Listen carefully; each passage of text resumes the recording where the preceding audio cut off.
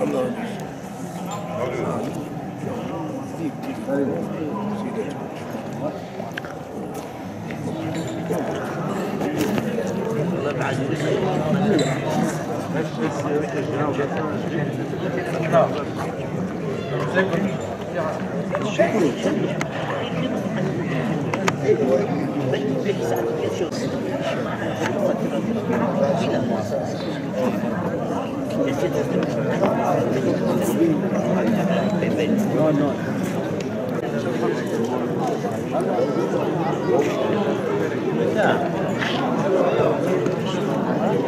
Yeni geldim ben de.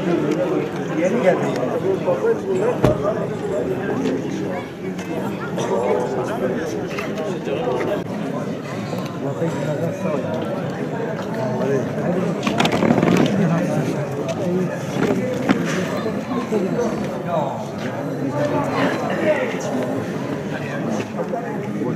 دعوة بالحق يا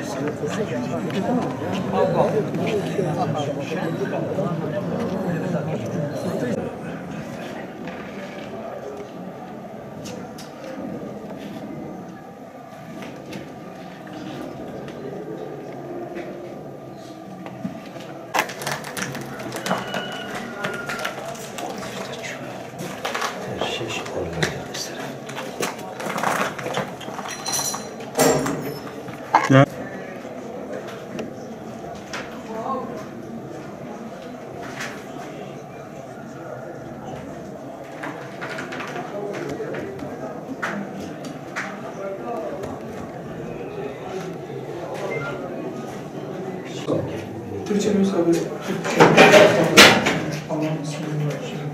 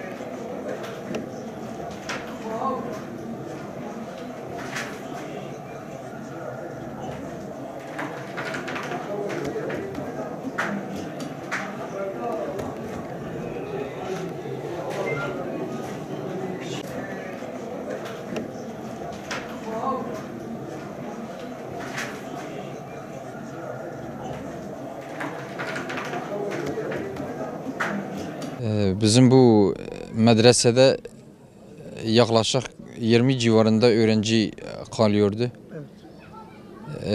3 aydan beridir medrese usulüyle, yani işte bölgemizdeki bütün medreseler gibi öyle medrese eğitimi veriyorduk.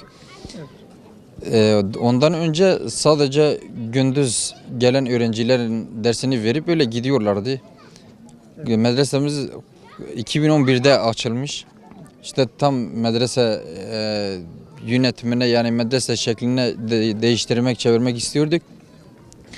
Bu 3 aydan beri de o tahsille devam ediyorduk. İşte dediğim gibi 20 tane öğrenci vardı burada kalanlar. Hocayla beraber 21 ediyor sayıları. Dün akşam olayın meydana geldiği akşam bu köyde kalan bazı öğrencilerimiz kendi evlerinden kaldıkları için, bazıları da dışarıdan gelen öğrenciler de izne gittikleri için bizim dün akşam burada 12 tane öğrencimiz vardı burada. Bu 12 taneden 6 tanesi maalesef Hakk'ın rahmetine kavuştular, yani o yangın esnasında. Yangın tahmin ettiğimiz gibi 2 civarında çıkmış yani. Çünkü 15-20 geçe köylerin artık haberleri oluyor, gelmeye başlıyoruz. İşte sırayla hepimiz geldik. Tabii şiddetli bir duman vardır, ateş vardı. Söndürmek de biraz yani zorlaştırıyordu. İkinci katta olduğu için merdivenden çıkamıyorlardı insanlar. Pencerelere merdivenleri dayayarak, pencereleri gördüğünüz gibi kaç tane pencereyi kırarak taşlarla öyle hem hava alsın diye hem de içeride müdahalede bulunsun diye getirdikleri bidonlarla suyu getirdiler. Hortumlarla o şekilde müdahalede bulundular. Yetiştirdiğimizde 3-4 taneyi o şekilde çıkarttılar odalardan yani gazdan zehirlenmiş şekilde. Ama anlattığımız işte maalesef bu 6 tane cansız bedenine ulaştık. 5 tanesi bir koğuştaydı, bir tanesi de salonda o şekilde o dumandan zehirlenerek ölmüştü. Yani diğerleri zehirlenmeden sonra da yanmışlardı. Yani vücutları mesela yanmıştı. Kaç tanesinin cesedinde teşhis koymakta zorlandık zaten. Şu anda da Diyarbakır'a götürmüşler otopsi için. Bu şekildeydi. Medresede kalorifer sistemi vardı. Onu söylemek isterim. Yani UFO'ya elektrik sobalara hiç gerek de duyulmuyordu aslında. Çünkü kalorifer sistemi çalıştığından dolayı ona gerek de duymuyordu ama çocuklar işte getirmişler bir taneyi orada yakmışlar. Büyük bir ihtimalle de ateş o UFO'dan düşerek halin üzerine ondan çıktığını zannediyoruz yani öyle biliyoruz. Çünkü olay yeri incelemede de bunu söyledi. 3 tanesi bu kendi köyümüzün öğrencileriydi. 3 tanesi de dışarıdan gelen öğrencilerdi. Bu köyde kalanların isimleri bir tanesi Serhat Sancar'dı, bir tanesi Suat Çankaya, bir tanesi de Şahin Kahraman'dı. Diğerleri de 2 tanesi Kolp'un başka bir köyünde, bir tanesi de Silvan'da gelmişti. İsimleri? İsimleri bir tanesi Mehmet'ti, Mehmet Bingöl'dü, bir tanesi Sabahattin Altun'du. Evet. Silvan'da gelen de Nur Muhammed Baykay'dı. Baykan. Evet.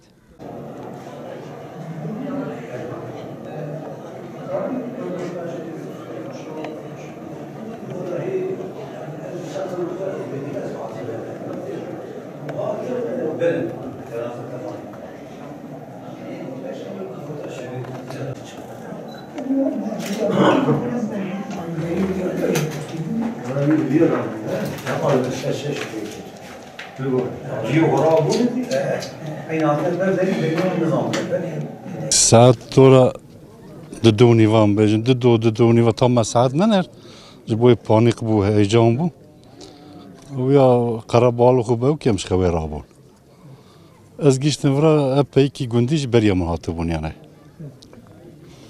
ام گیشتم ورا آگر artık alav davete derva yani balkonu جو درنی من مداخله کر با آوه و بدون به امکان خو دا itfaiye و ambulans ناتبونا bu imkan خو موی آگری جبر ama hatta kum giştine ona artık per geç bu yani jwana penç hep Lüver rahmet kirme ona şevuti bun. Ev salonu da koridoru da. Ev ya tişki peyne bu sadece zehirleme bu yani zehirlemiş hatta lüver hala rehivi canlı bu yani. Hatta kendi kolpe uyacı rahmet kir bu. Bere hoca mecbu kalorifer sistemi heye. Yani kalorifer dışıgula hatta evare mi bu hoca malamış bu karşıya kalorifer avan dışıgul ya. Yani gerek ki soba ceylanere kıstana veya soba normal soba ne iş kutuna gerek net kirin. Ama kayıcı boya ku ev abi bir avan soba le kıstiye yani. Takdiri ilahi bir yoksa soba hatta serisi beji marva ev kuvvekili kalorifer hala avayı kelandi ben karmına da sıkıldım bari. Çocuklar pencerelere çıkıp çocuklar atarak köy uyandırıldı ve birkaç kişi kaçarak yangından arka taraftan köylere haber verildi. Köyler geldiğinde her şey bitmişti.